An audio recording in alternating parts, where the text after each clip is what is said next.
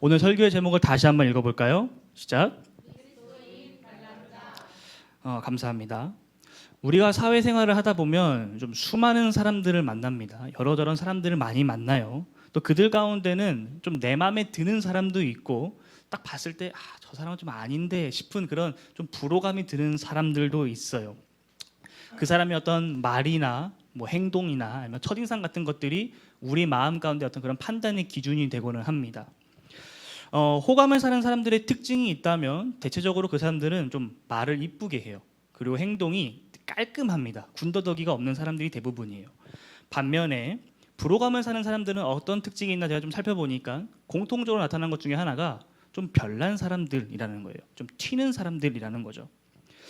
어딘가 마치 모난 사람처럼 행동한다라던가 또는 이 다수의 흐름을 역행하고 거스르는 사람들, 이런 사람들은 대중과 다른 길을 걷기 때문에 뛰어난 리더가 될 수도 있지만, 그러니까 어떤 좀 유니크한 리더가 될 수도 있지만, 반대로 다른 사람들로부터 이 시기와 질투 또는 이제 안 좋게 되면 오해까지 불러일으킬 수 있는 좀 위험 요소가 있는 사람들입니다. 제가 최근에 김훈 작가님의 칼의 노래라는 책을 읽었어요. 저번 설교 때도 한번 서론에서 말씀드렸는데 그 책을 읽어서 그런지 자꾸만 이순신 장군이 떠오르더라고요. 이순신 장군은 우리가 알다시피 좀 대세를 따르는 사람이 아니었습니다. 이순신 장군은 늘 자기의 어떤 신념과 그 사명에 따라 움직이는 사람이었죠. 이순신이 그 백의종군을 하게 되었던 것에는 여러 이유들이 좀 복합적으로 연결되어 있어요. 우선 첫 번째로는 그 당시 임금이었던 선조의 질투가 있었죠. 민심이 왕인 자기가 아니라 이순신에게로 향하니까 권력이 이동할까 봐 두려웠어요. 그래서 이순신을 견제합니다. 두 번째로는 이 조정 대신들의 견제가 있었어요. 이순신은 그들의 입장에서는 말 잘 듣는 부하, 좀 부리기 편한 사람, 이런 사람이 아니라 좀 이렇게 뭔가 애매한 부하, 그리고 말 안 듣고 뭔가 고지고대로 말하는 어떤 그런 강직한 성격을 갖고 있는 사람이기 때문에 껄끄러운 거죠. 눈에 가셨던 것입니다. 마지막 세 번째로는 이순신 휘하에 있는 그 장수들의 욕망이에요. 이 빛이 강하면 강할수록 그림자가 짙은 것처럼 이순신의 명성이 올라가면 올라갈수록 그 밑에 있는 장군들은 올라갈 길이 없는 거예요. 유리천장이 있는 거죠. 이순신이 사라져야 그 공석인 자리에 자기들이 올라갈 수 있는 거예요. 그러니까 이순신이 사라지기를 바랬던 거죠. 이순신의 입장에서 생각해 보면 믿는 도끼에 발등 찍힌 격이 딱 이런 케이스인 것 같습니다. 이순신은 우리가 다 알다시피 그 어느 누구보다도 이 조선이란 나라에 그리고 그 백성들에게 진심이었던 사람이었어요. 그러나 이순신과 가까이에 있는 측근들은 그의 이 신념과 사명을 오해했습니다. 진지하고 투철한 그의 사명과 신념을 별난 것, 튀는 것 정도로 격화시켜 버렸어요. 이순신에게 칼을 겨눈 사람은 사실상 왜구가 아니라 이순신의 측근들이었던 것입니다. 이순신이 이 자신의 측근들에게 발등을 찍힌 것처럼 오늘 본문에서 사도 바울도 자신의 측근인 고린도 교회에게 발등을 찍힙니다. 바울이 영적으로 심었고 나았다라고 고백하는 이 고린도 교회가 이 바울을 의심하기 시작하는 거예요. 바울을 비난합니다. 아마도 지난주 본문에 이어서 소위 강한 자들, 지식을 함유하고 사회적 신분이 좀 높고 교회 안에서 좀 힘 좀 있다라는 그 사람들, 성도님들이 이 바울의 정체성에 대해서 태클을 건 거예요. 명확하지는 않지만 아마도 5절에서 게바가 특별히 언급된 것으로 보아서 이 고린도 교회에 분열된 4개의 종파, 분파, 바울파, 아볼로파, 그리고 게바파, 그리스도파 중에서 게바파가 아마도 이 바울의 정체성에 대해서 태클을 건 것이 아닐까라고 학자들이 추정을 합니다. 오늘 우리는 이 사랑하는 고린도 교회로부터 오해를 풀기 위해 자기 자신을 변호하는 바울의 모습을 살펴볼 거예요. 그 가운데 지난주와 마찬가지로 이 자신의 권리를 포기하는 이 고차원적인 어나더 레벨의 자유를 보여주는 바울의 모습을 발견할 수 있습니다. 오늘 본문에서 바울이 이러한 자신을 향한 이 오해, 비난의 문제를 어떻게 해결하는지 그 모습 속에서 우리가 본받아야 할 점은 무엇인지 살펴보기 원합니다. 그리고 그 모습을 보면서 오늘을 살아가는 그리스도인인 우리는 어떠한 자세를 취하며 살아가야 되는지 함께 살펴보기를 소망합니다. 고린도 교회 성도들이 품고 있던 오해에 대해서 바울은 자기 자신을 변호합니다. 1절 말씀을 통해서 우리는 고린도 교회가 바울을 어떻게 의심했는지, 어떻게 비난했는지 확인해 볼 수 있어요. 고린도 교회는 바울의 사도권, 다르게 말하면 사도성을 의미합니다. 바울 얘 진짜 사도 맞아? 라는 의심을 품었다라는 거죠.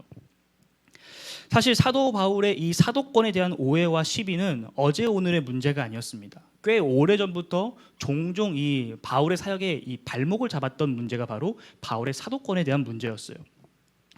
바울이 쓴 편지들에는 공통적인 특징들이 몇 가지가 있습니다. 대표적으로 나 바울이 친필로 문안한다라든지 동역자들을 소개한다라든지 이런 특징들이 있는데, 그것 중에 하나가 또 뭐냐면 편지의 서두 가장 처음에 바울이 나 자신이 사도임을 강력하게 어필하는 거예요. 우리 고린도전서 1장 1절을 살펴보게 되면 바울은 자기 자신을 이렇게 소개합니다. 하나님의 뜻을 따라 그리스도 예수의 사도로 부름받은 바울이라고 말합니다. 이 바울의 사도권에 대해 종종 오해가 있었기 때문에 바울은 교회들에게 보내는 편지마다 자신이 사도임을 강력하게 분명하게 밝혔습니다.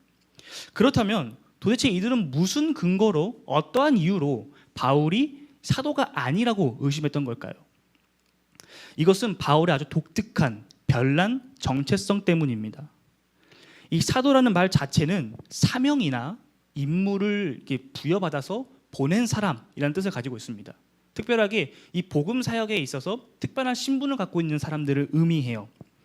바울이 생각했던 사도의 기준은, 사도의 요건은 오늘 본문 1절과 2절 말씀을 통해서 이 고린도 전체를 통해서 이렇게 정의할 수 있습니다. 첫 번째로 예수 그리스도를 본 사람, 그러니까 예수 그리스도를 목격한 사람, 만난 사람. 두 번째로는 예수 그리스도로부터 이 복음을 선포하도록 위임받은 사람입니다. 사도란 말 자체가 그런 뜻이기 때문이죠. 이 두 가지가 바울이 생각하는 사도의 요건이었어요. 그런데 당시 대부분의 그리스도인들은 사도의 정의를 조금 다르게 생각하고 있었습니다. 사도는 기본적으로 예수님의 12제자라고 생각을 했었어요. 그래서 예수님을 은30에 팔았던 가룟유다가 자살을 하잖아요. 그래서 12자리에 공석이 생겨서 11명이 되자 이 사도들이 다른 한 명을 더 뽑기로 결정을 합니다. 제비 뽑기로. 그게 사도행전 1장에 기록되어 있는데 그 1장 21절부터 22절 말씀을 살펴보면 그들이 생각했던 사도의 기준이 뭔지를 알 수 있어요. 우리 21절부터 22절 말씀 한번 읽어볼까요? 사도행전 1장 21절에서 22절입니다. 네, 함께 읽어볼까요? 시작! 이러함으로 요한의 세례로부터 우리 가운데서 올려져 가신 날까지 주 예수께서 우리 가운데 출입하실 때 22절 항상 우리와 함께 다니던 사람 중에서 하나를 세워 우리와 더불어 예수께서 부활하심을 증언할 사람이 되게 하여야 하리라 하거늘. 네, 이들이 생각했던 사도의 요건은 첫 번째, 세례 요한의 때부터 예수님께서 승천하실 때까지 함께 했던 사람. 두 번째로는 부활하신 예수님을 목격하여 증인의 자격이 있는 사람. 이 두 가지였습니다. 이 기준으로 바울을 평가해 보면 바울은 사도로서의 조건에 맞지 않는 사람이에요. 전혀 맞지 않습니다. 바울은 요한의 세례 때부터 예수님께서 승천하실 때까지 예수님과 함께 했던 제자가 아닙니다. 도리어 바울은 교회를 무너뜨리기 위해서 온갖 핍박과 박해를 일삼았던 사람이죠. 그리스도인들을 잡아 체포하고 죽이기에 앞장섰던 사람이었습니다. 또 바울은 예수님의 부활도 보지 못했습니다. 당대 사람들이 생각하던 이 사도의 조건에 전혀 들어맞지 않는 사람이었죠. 이러다 보니 이러한 바울의 별난 정체성으로 말미암아 바울의 사도권에 대해서 시비가 붙은 겁니다. 시비가 걸린 거예요. 바울은 정말 사도가 맞는가? 바울이 사도가 아닐 수도 있겠는데? 이런 의심이 싹트기 시작한 것입니다. 그렇다면 바울은 지금 고린도 교회를 상대로 거짓말을 하고 있는 걸까요? 자기 자신을 사도로 위장한 채 위장 취업을 한 걸까요? 바울 또한 이러한 오해와 비난에 대해서 잘 알고 있었어요. 그러나 바울은 이러한 시선에도 불구하고 하나님께서 자기 자신을 이방인의 사도로 부르셨다는 확실한 강한 믿음을 가지고 있었습니다. 고린도전서 15장 8절에서 10절 말씀을 살펴보면 바울은 이렇게 말을 해요. 세번역 성경입니다. 그런데 맨 나중에 다리 차지 못하여 난 자와 같은 나에게도 나타나셨습니다. 나는 사도들 가운데 가장 작은 사도입니다. 나는 사도라고 불릴 만한 자격도 없습니다. 그것은 내가 하나님의 교회를 박해했기 때문입니다. 그러나 나는 하나님의 은혜로 오늘의 내가 되었습니다. 나에게 베풀어 주신 하나님의 은혜는 헛되지 않았습니다. 나도 사도들 가운데 그 어느 누구보다도 더 열심히 일했습니다. 그러나 이렇게 한 것은 내가 아니라 나와 함께 하신 하나님의 은혜입니다. 바울은 예수님을 한 번도 만나진 못했어요. 바울은 예수님의 제자가 아니었습니다. 하지만 바울은 다메섹으로 가던 그 길 가운데서 환상을 통해서 부활하신 예수님을 만났습니다. 그리고 그 만남 가운데 예수님으로부터 이 복음을 전할 사명을 위임받죠. 사도로서 부르심을 받습니다. 바울은 교회를 박해하던 사람이었습니다. 그리스도인들을 체포하고 죽이기까지 했던 사람이었어요. 그럼에도 불구하고 바울을 자신의 사도로 부르신 그 하나님의 은혜에 감사하여 다른 누구보다도 더욱 열심히 복음을 전했다라는 거예요. 바울이 이방인의 사도로서 맺은 선교의 열매들이 바로 고린도 교회의 그 존재 자체라는 것입니다. 예수님이 누구인지 복음이 무엇인지 전혀 모르던 사람이 이 바울의 복음 전도, 이 바울의 선교를 통해서 그리스도인이 되었다라는 거예요. 바울의 행동은 언제나 주님 안에서 이루어졌습니다. 언제나 예수 그리스도의 주권 아래에서 이루어졌다라는 거예요. 이게 바로 1절과 2절의 요지인 것입니다. 사람들이 아무리 바울을 헐뜯고 오해한다 하더라도 바울은 자신이 경험한 예수님과의 만남과 그 만남 속에서 부여받은 이 사도로서의 부르심에 목숨을 걸었습니다. 복음을 전하다가 돌에 맞고 채찍에 맞고 불량배들에게 쫓겨다니고 배가 파산하여 죽을 뻔한 위기를 수차례 넘기면서까지 고린도 교회를 세우는데 최선을 다했던 사람이에요. 그렇기 때문에 바울의 선교를 통하여 존재하게 된 그 고린도 교회 자체가, 그 성도들이 바울이 사도라는 그 사실에 대해 가장 권위 있는 인증서가 된다라는 거예요. 훗날 복음을 전하기 위해 이 사도들, 이 부르심을 받은 사도들의 이야기를 글로 남긴 누가의 두 번째 책 사도행전에서는 바울이 그리스도의 사도였음을 분명하게 밝히고 있습니다.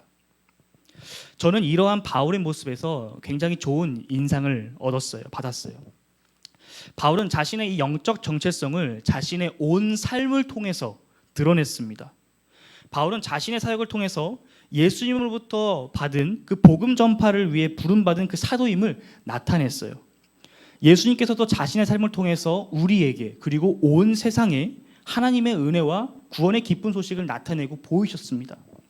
그렇다면 저와 여러분은 무엇으로 우리의 영적인 정체성을 나타내고 있나요?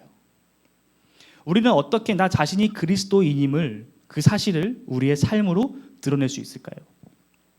성도 여러분, 하나님께서는 우리를 택하신 족속, 왕같은 제사장, 거룩한 나라, 하나님의 소유된 백성으로 부르셨다고 베드로는 우리에게 말합니다. 우리 한 사람 한 사람은 이 땅을 향한 하나님의 사랑과 영광을 기록한 편지고 예수 그리스도가 누구인지를 드러내는 통로로 우리를 부르신 것입니다.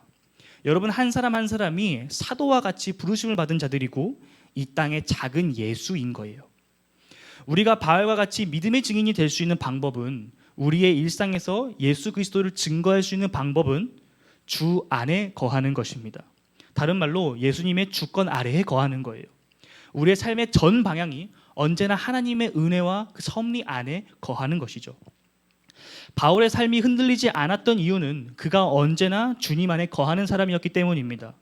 그의 삶은 언제나 주님 안에 예수님의 말씀과 가르침 안에 있었기 때문인 거예요. 우리가 말씀을 읽고 큐티를 하고 기도하는 것, 오늘 이 시간에 함께 모여서 예배하고 교제하고 매월 필독서를 정하여 글을 읽는 것은 그저 매일같이 흐르는 시간 속에 우리를 던져놓아서 떠내려가는 것이 아니라 하나님의 말씀에 예수님의 가르침과 보험 보이셨던 그 삶의 모습을 알아가고 닮아가기 위한 거예요. 자녀가 부모의 거울이 되듯이 우리가 하나님의 사랑과 예수님의 은혜를 나타내는 거울이 되기 위함인 것입니다. 먹든지 마시든지 무엇을 하든지 다 하나님의 영광을 위하여 하라라는 말씀처럼 우리의 시선이 하나님께로 맞춰질 때 우리는 비로소 믿음의 증인된 삶을 살 수 있게 되는 것입니다. 우리의 삶을 통해서 하나님의 영광과 은혜가 나타나게 되는 거예요. 우리 모두가 하나님의 마음에 합했던 하나님의 종들, 모세, 사무엘, 다윗과 같이 올바르고 곧게 자라나기를 소망합니다.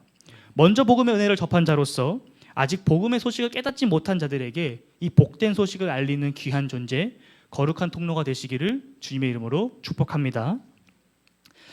바울은 자신의 사도권에 대한 의심이 그의 이제 별난 정체성 때문이다라는 걸 우리가 지금 살펴봤습니다.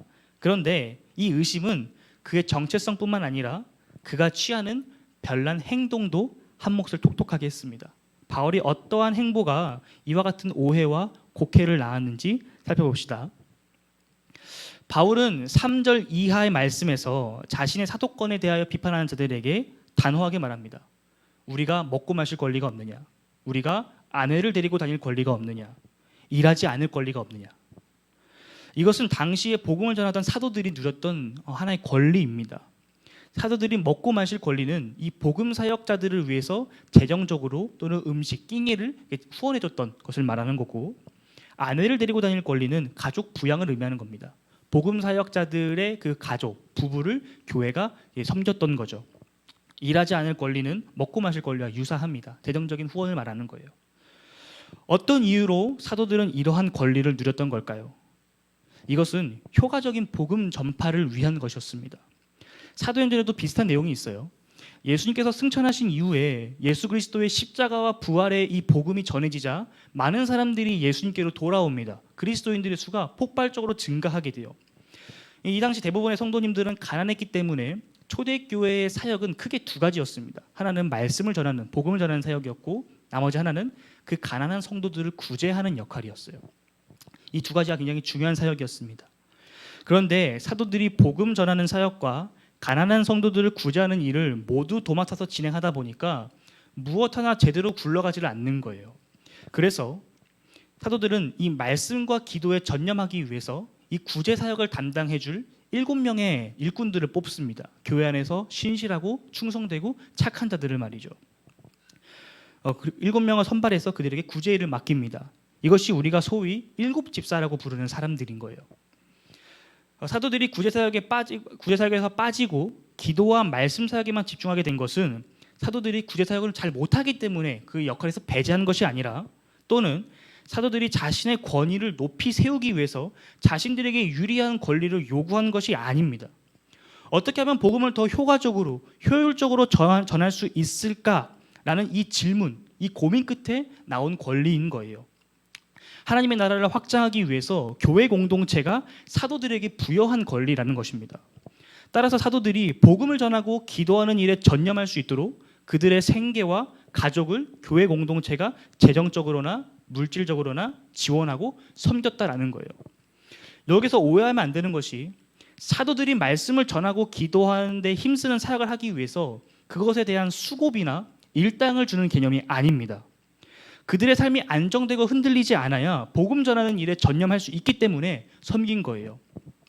사도들을 먹여 살리기 위함이 아니라 하나님 나라의 확장, 하나님의 통치와 예수 그리스도를 믿는 이 구원받은 공동체를 섬기기 위해서 그런 행동을 했다라는 것입니다. 성경은 이것을 매우 당연한 것, 마땅한 것이라고 말을 해요.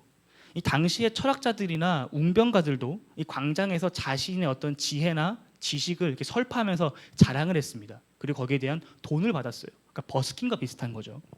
하물며 이 영혼을 살리기 위한 이 복음을 전하는 자들에게는 오죽할까라는 거죠. 요한 3서에서 장로 요한은 그가 사랑하는 가이오에게 이렇게 조언을 합니다. 만약에 너네 집에, 너네 교회에 복음을 전하는 자들이 방문하게 된다면 전심을 다해서 그들을 섬겨라. 그리고 가능하다면 그들이 다음 행선지까지 이동할 수 있도록 경비를, 여비를 챙겨줘라 라고 이야기를 합니다. 만약 이것이 부당한 것이라면, 이것이 과한 처사라면 그것은 일하는 자에게 월급을 주지 않아도 된다는 말과 동일하다라는 것이 바울의 논지예요. 여러분들이 한 달 동안 열심히 일했는데 회사가 그 돈을 안 준다고 한번 생각해 보십시오. 어떻게 하겠습니까? 바로 신고해야죠. 일한 만큼 그 삭스를 받는 것이 마땅하다라는 거예요. 어느 누가 자기 돈으로 군복 사고 총 사고 밥 사가면서 군복무를 하겠습니까? 가기도 싫은데. 어느 누가 포도나무를 심으면서 그 열매를 거두려고, 먹으려고 하지 않겠습니까? 어느 누가 양을 치면서 그 양에서 짠 젖으로 우유나 뭐 치즈나 버터 이런 것을 만들어서 먹거나 팔지 않겠냐라는 거예요. 당연하다라는 거죠. 율법도 이러한 재정적 후원이 당연한 거라고 말합니다. 평상시에는 몰라도 이 곡식을 타작하여 거두는 때에 소의 입에 망을 씌우지 말라라고 하는 거예요. 그 소가 추수의 기쁨을 누리게 하라라는 말씀인 거죠. 밭을 가는 농부가 추수할 것을 소망하고 기대하고 꿈꾸고 일했던 것처럼 소도 마찬가지니까 그 기쁨을 누리게 하라라는 거예요. 그런데 바울은 굉장히 독특한 별난 행동을 합니다. 이 당연한 권리를 거부하는 거예요. 고린도 교회 성도들의 그 재정적인 후원을 받으면서 사역할 수 있음에도 불구하고 그것을 거부한 채 굳이 힘들게 시장 통해서 이 천막을 만들면서 고된 중노동을 자처했다라는 것입니다. 당시 사회에서 너무나도 당연한 것들을 거스르면서까지 바울은 스스로 불편함을 자처하여 손수 생계를 해결하며 선교 사역을 수행합니다. 이와 같이 이 바울의 이 튀는 행동, 이 별난 행동은 고린도 교회 성도들을 그 몇몇 성도들에게 좀 불편함을 주었어요. 이 상류층 헬라인들은 이 신체적인 노동을 굉장히 천한 것으로 여겼습니다. 오늘도 좀 비슷한 어떤 그런 결이 있죠. 노예들이나 하는 아주 천한 일이라고 생각을 했었어요. 그리고 일부 성도들의 눈에는 바울이 정말 합당한 사도라면, 결격 사유가 없는 사도라면 이 재정적인 후원을 받지 않을 이유가 도대체 뭐냐라고 의심을 한 겁니다. 바울이 안 받는 거는 자기 스스로가 껄끄러운 게 있으니까 안 받는 거다라는 오해를 했다라는 거죠. 또한 바울이 살던 이 세계에서는 선물을 거부하거나 또는 권리에 등 돌리는 행위를 중대한 모욕이라고 생각을 했었습니다. 쉽게 말해서 성의를 무시한 거죠. 오늘 아침에 효선이가 저에게 따뜻한 아메리카노를 사줬거든요. 근데 효선이가 저를 딱 줬는데 제가 효선이한테 싫어, 나 안 먹을 거야, 갖다 버려 라고 한 거나 마찬가지라는 거죠. 상당한 모욕이라는 거예요. 성도들의 후원을 거절하고 사도의 권리를 행사하지 않는 것은 이 성도와 또 그 바울의 관계에서 이 금이 가게끔 할 수 있는 위험 요소가 있습니다. 그럼에도 불구하고 바울은 스스로의 생계를 책임지고 이 교회의 후원 문화를 거부했던 이유가 도대체 뭘까요? 이러한 무리수를 뒀던 이유가 도대체 뭘까요? 12절을 보면 바울이 그렇게 한 이유가 나옵니다. 12절에. 그것은 바로 복음에 아무런 장애도 없게 하기 위함이라는 거예요. 복음을 전하는 것에 대해서 방해 요소를 없애기 위함이다라는 것입니다. 반대로 말하면 바울이 고린도 교회로부터 재정적인 후원을 받게 되면 그가 복음을 전하는 데 있어서 장애가 생긴다라는 거예요. 사실 바울이 모든 권리를, 모든 이 후원을 거절했던 것은 아닙니다. 바울은 고린도 교회 방문하기 전에 빌립보 교회에서 많은 후원을 받았어요. 바울은 자색옥감 장수였던 루디아의 집에 머물렀고 빌립보 교회 성도들로부터 여러 차례 재정적인 후원을 받았었습니다. 그런데 왜 바울은 빌립보에서는 후원을 받고 고린도에서는 후원을 받지 않는 걸까요? 도대체 무엇이 바울이 고린도 교회 성도들로부터 후원을 받게 되면 복음을 전하는 데 있어서 방해가 되는 걸까요? 여기에는 고린도 교회만의 특수한 상황이 전제되어 있습니다. 일반화시키면 안 돼요. 특이한 케이스인 겁니다. 바울이 그들의 후원을 받는 순간 후견자와 피후견자의 관계가 만들어집니다. 그러니까 상하관계, 종속적인 관계가 만들어진다는 거예요. 한번 생각해 봅시다. 바울이 교회로부터 후원을 받는다면 그 후원금은 가난한 성도들의 헌금일까요? 아니면 부유한 성도들의 헌금일까요? 전부는 아니더라도 상당 부분이 교회의 부유한 신자들, 사회적 지위가 있는 신자들, 삶의 여유가 있는 자들이 낸 헌금일 것입니다. 고린도 교회로 상황을 갖고 와 보면 곧 강한 자들, 그리고 그들과 관련 있는 자들의 헌금일 가능성이 매우 커요. 강한 자들, 이들이 어떤 사람이었죠? 자신의 유익을 위해서 이기적인 행동을 하는 데 있어서 내 옆에 있는 성도가, 내 옆에 있는 다른 지체가 시험에 들고 힘들어하고 무너지더라도 전혀 신경 쓰지 않는 사람들. 자신의 지식과 사회적 지위를 자랑하는 교만한 사람들. 교회가 한마음 한뜻으로 뭉치고 연합하는 데 노력하는 것이 아니라 자기들 입맛에 맞는 사람들끼리 끼리끼리 모여서 분당을 짓고 교회 분열을 일삼는 사람들. 이들이 이제 한 걸음 더 나아가서 바울에게 돈을 주면서 이 바울에게 외압을 넣으려고 하는 거예요. 교회를, 그리고 바울을 자기들 마음대로 쥐락펴락하고 조종하려고 하는 것입니다. 이토록 무서운 이기적인 마음이 그들 마음속에만 있는 게 아니에요. 우리 마음속에도 있습니다. 우리 안에도 이러한 이기적인 마음, 이기적인 신앙이 있어요. 인간은 누구나 위로 올라가려고 하지 밑으로 내려가려고 하지 않습니다. 우리는 진급을 원하지 강급을 원하지 않습니다. 연봉 인상을 원하지 인하를 원하지 않아요. 권력을 쥐기를 원하지 놓기를 원치 않습니다. 우리는 윤택한 삶을 원하지 궁핍한 삶을 바라지 않아요. 우리가 큐티하고 있는 마가복음에도 이와 비슷한 내용이 있었죠. 예수님과 함께 먹고 자고 생활하고 예수님의 가르침 받았던 제자들조차도 누가 최고인지, 누가 으뜸인지, 누가 예수님 가장 가까운 곁에 서게 될지에 대해 관심이 있었어요. 그들 가운데 그 어느 누구도 누가 더 겸손한지, 누가 더 섬기는지, 누가 더 어린아이와 같은지에 대해서는 전혀 관심이 없었습니다. 우리 안에 있는 이기적인 마음, 이 이기적인 신앙은 복음을, 교회를, 그리고 예수님을 나의 무엇을 위해서 이용하려고 합니다. 하나님을 향한, 이웃을 향한, 교회 공동체를 향한 신앙이 아니라 나를 향한 신앙으로 변질시켜 버린다는 거예요. 예수님께 칭찬을 받고자 일에 몰두했던 마르다는 예수님의 말씀에 귀 기울이고 있는 자기 동생 마리아를 혼내달라고 요청했어요. 말도 안 되는 거죠. 눈앞에 있는 돈에 마음이 흔들렸던 가룟 유다는 달랑 은 30에 자기를 구원할 메시아 예수 그리스도를, 자신의 스승을 팔아버립니다. 첫째 되는 사람은, 진정한 그리스도인은 군림하는 자가 아니라 모든 사람을 섬기는 자예요. 내가 더 높다, 내가 더 크다 자랑하며 목에 핏대 세우는 사람이 아니라 나와 아무런 상관이 없는 사람이라 할지라도 그 사람을 위해 자기 목숨을 내주셨던 예수님처럼 내가 좀 손해보더라도, 내가 좀 힘들더라도 그 길을 걸어가는 자, 배려하고 양보하는 자, 이런 사람이 진정으로 가장 높고 위대한 자이며 하나님을 그의 삶의 주인으로 모신 사람의 삶의 모습입니다.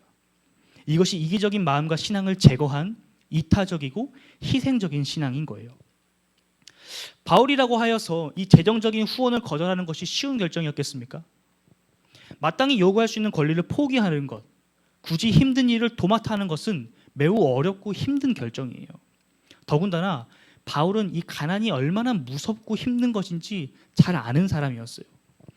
우리가 함께 읽었던 디모데의 일기, 작년 11월 달에 읽었는데 그 바울의 두 번째 편지의 내용을 살펴보면 이런 내용이 있어요.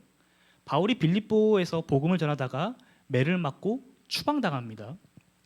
채찍에 두들겨 맞은 바울의 등짝은 차마 눈뜨고 볼 수 없을 정도로 잔혹했어요. 만신창이가 돼버립니다. 그 여파로 상처가 곪고 열이 들끓었죠.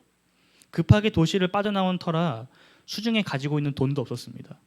그래서 아무것도 먹지도 마시지도 못하고 숙소를 구하지도 못해서 그저 길거리에 버려진 시체처럼 누워서 노숙하며 이 고통 속에서 몸부림치며 꾸역꾸역 걸어서 당도한 것이 바로 고린도예요.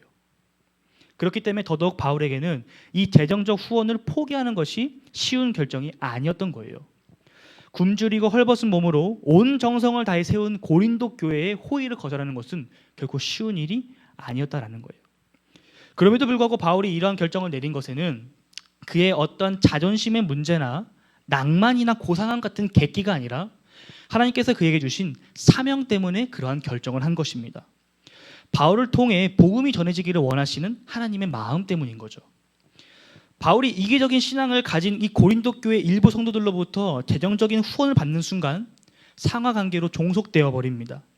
바울은 복음을 제대로 전할 수 없게 되는 거예요.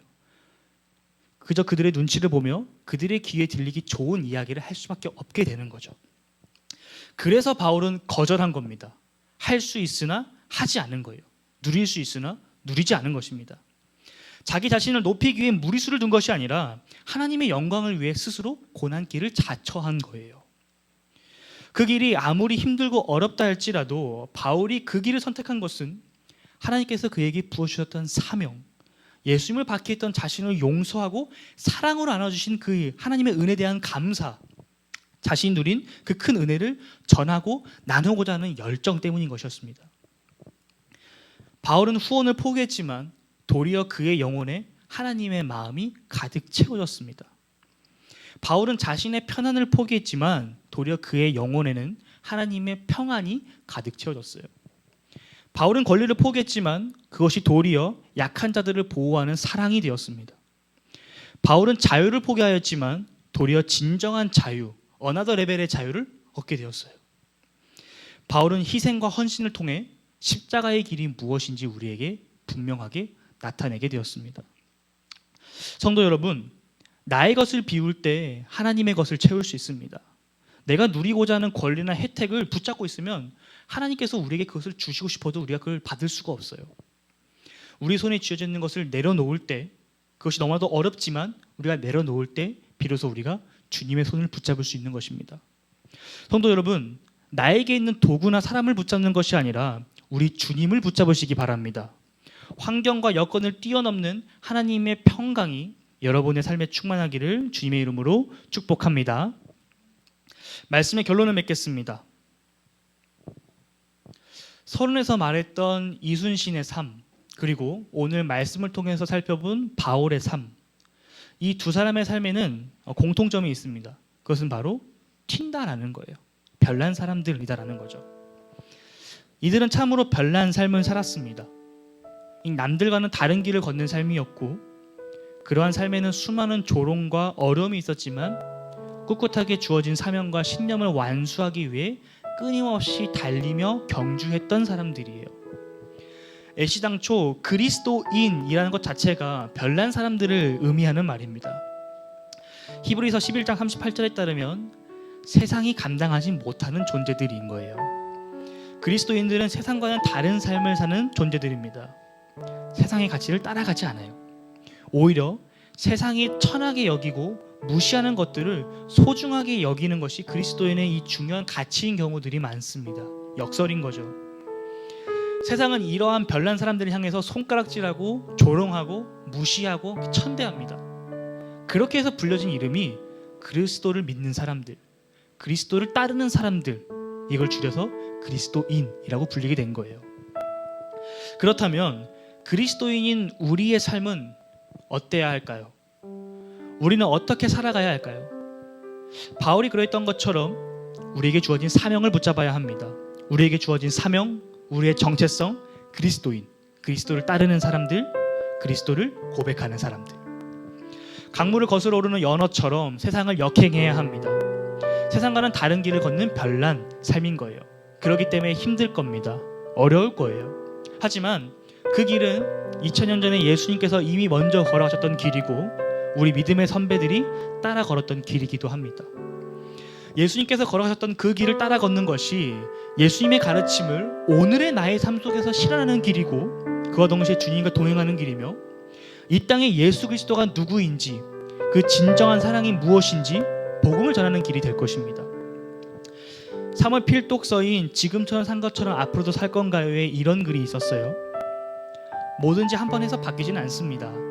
그런데 그 한 방울 한 방울이 우리의 영혼에 조그마한 저수지를 만듭니다. 이걸 다르게 바꿔볼까요? 뭐든지 한 번 해서 바뀌지는 않습니다. 그런데 그 한 걸음 한 걸음이 우리의 영혼에 예수님의 사랑을 깊이 새겨넣게 될 것입니다. 성도 여러분, 우리 함께 이 별난 길을 걸어갑시다. 혼자라면 어려울지라도 함께 걷는다면 충분히 걸을 수 있는 길이 될 것입니다. 예수님께서 이방을 비추는 빛이 되셨던 것처럼 별난 이 길을 걷는 우리가 예수 그리스도의 복음을 비추는 찬란하고 아름다운 별빛이 되기를 주님의 이름으로 축복합니다. 우리 함께 기도합시다.